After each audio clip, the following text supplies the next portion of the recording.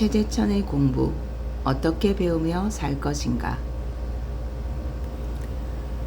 3부 공부의 양분, 읽기, 쓰기, 말하기. 많은 분이 글을 잘 쓰고 싶어 합니다. 그럴 때 우선 책을 많이 읽으라는 조언을 받는데요. 왜 책을 읽어야 할까요? 책 읽기에 대해 강연할 때 저는 코끼리가 똥 누는 사진을 화면에 띄웁니다. 코끼리 똥 실제로 보신 적 있으세요? 어마어마합니다. 들어간 게 있어야 나오지 않겠습니까? 어떤 분은 독서를 안 하는데도 글을 제법 쓴다고 말해요. 저는 그 말을 믿지 않습니다. 많이 읽은 사람들이 글을 잘 써요. 읽은 내용을 기억해서 베끼는 게 아니라 읽으면서 생각하는 과정에서 자기만의 문장이 탄생합니다. 글을 읽지 않은 사람이 글을 잘 쓰는 사례를 거의 본 적이 없습니다. 제가 아들을 키우면서 가장 잘한 일은 책을 읽어준 것이라고 생각해요. 우리 부부는 미국에서 늦은 나이에 아기를 낳았는데 육아에 도움을 줄 사람이 없었어요. 학구적인 아내는 육아책을 잔뜩 사다 읽으면서 아이를 키웠습니다. 어느 날 제 아내가 성가대를 지휘하는 미국 교회에서 금실좋기로 소문난 노부부가 우리 집에 오셨어요. 그 할머니가 침대에 뉘어놓은 아들을 안으시더니 세상 이야기를 술술 하시는 거예요. 오늘 뉴스에 이런 게 났는데 라고 하시면서요.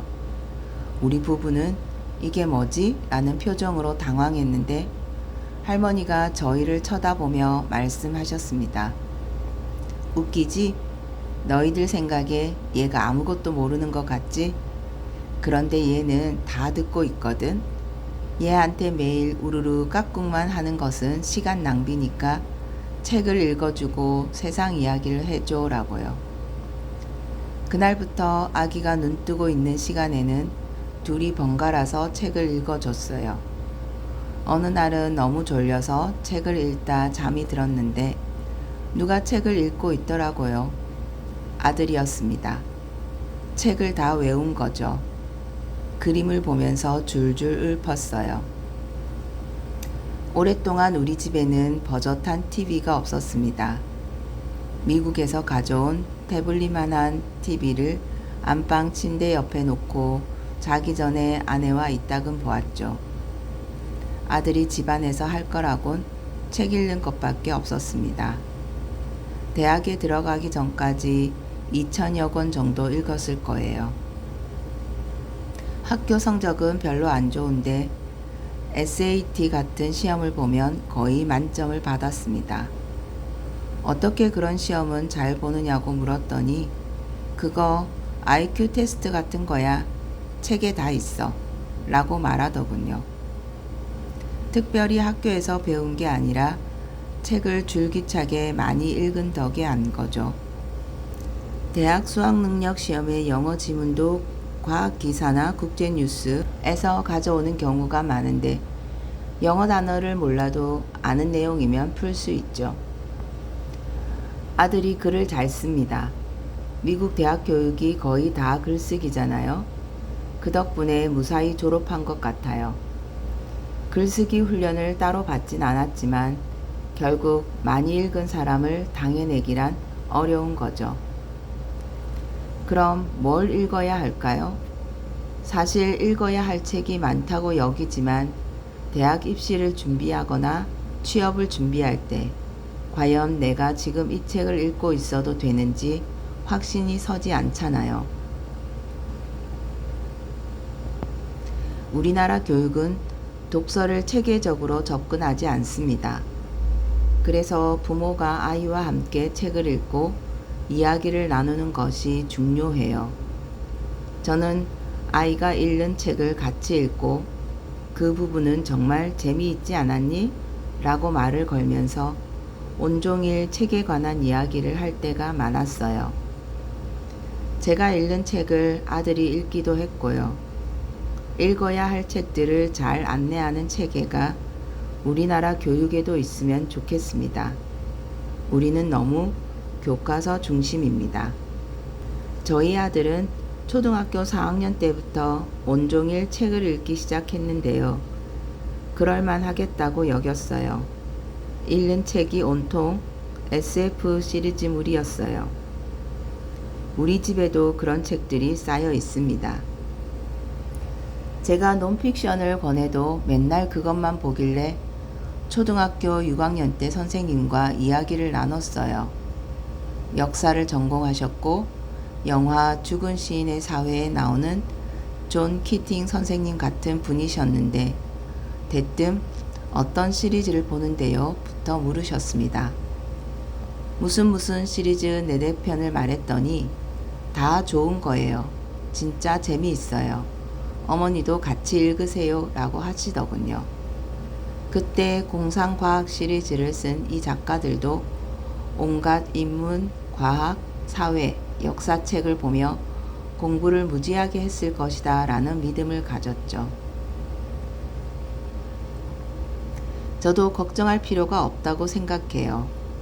우리 아이는 저런 것만 읽는다 라는 상황이 책을 안 읽는다 라는 상황보다는 훨씬 낫고요. 그런 분야의 책을 읽던 아이는 반드시 다른 분야도 찾아 읽습니다. 하여간 많이 읽어야 합니다. 그런데 저는 읽는 속도가 너무 느려요. 저는 눈으로 읽는 걸 배우지 못했습니다. 입으로 읽어요. 소리를 내든 묵음이든 입으로 읽어야 하니까 느릴 수밖에 없죠. 게다가 대화가 많은 책을 배우처럼 연기하며 읽습니다. 하지만 읽은 내용은 잘 기억해요. 빨리 못 읽는 대신 꼼꼼하게 읽는 편이에요. 일단 책 읽기가 익숙하지 않은 문화인이 뭘 읽어야 할지 어려워하죠. 두 번째는 책을 읽긴 읽는데 토익 공부하듯이 읽어야 하나 아니면 독서는 취미니까 휴식을 취하듯이 감상해야 하나. 전반적으로 책을 왜 읽는지 갈피 잡기를 어려워합니다. 독서는 일이어야만 합니다. 독서는 빡세게 하는 겁니다. 독서를 취미로 하면 눈만 나빠집니다. 한동안 마음을 비우기 위해서 독서를 하자는 말까지 버젓이 권해졌어요. 그러다 보니 아주 말랑말랑한 책만 팔렸죠. 우리나라 도서시장에서 가장 잘 팔리는 책은 마음을 살살 건드리는 책 혹은 자기계발서입니다. 그런데 자기계발서를 읽고 성공했다는 사람을 저는 본 적이 없습니다. 성공한 사람이 자신이 어떻게 성공했는가에 대한 책을 써서 돈을 더 번 사례는 아는데 그 책을 읽고 성공한 사람을 본 적이 없거든요. 책은 인간이 지식을 전달하기 위해서 만들어낸 발명품인데 그 책을 취미로 읽는다? 이건 아니죠. 독서는 일입니다. 빡세게 하는 겁니다. 읽어도 되고 안 읽어도 되는 책을 그늘에 가서 편안하게 보는 건 시간 낭비이고 눈만 나빠져요. 우리는 기획서를 작성해서 책을 읽어야 합니다. 치밀하게 기획해서 공략해야죠. 한 번도 배우지 않은 분야의 책을 공략해 보는 것도 좋습니다. 한 번도 배우지 않았는데 술술 읽힐까요? 난생 처음 붙든 양자역학 책의 책장이 척척 넘어갑니까?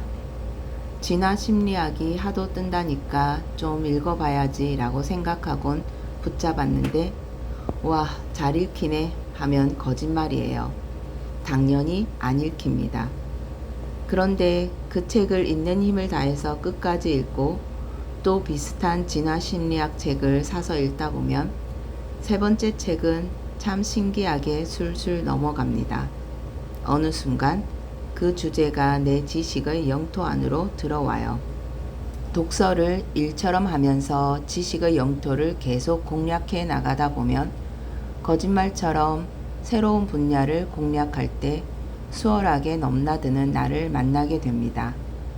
그날이 오면 스스로가 자랑스럽고 사랑스러우실 거예요.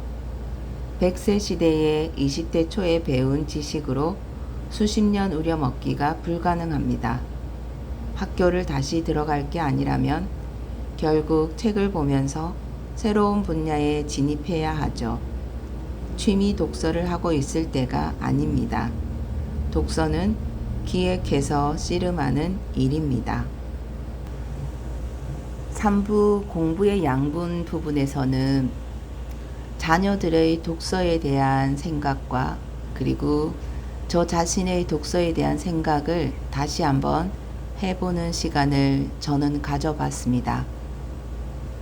이 부분에 대해서 다른 사람들도 생각을 해볼 수 있는 시간 가졌으면 좋겠습니다. 감사합니다.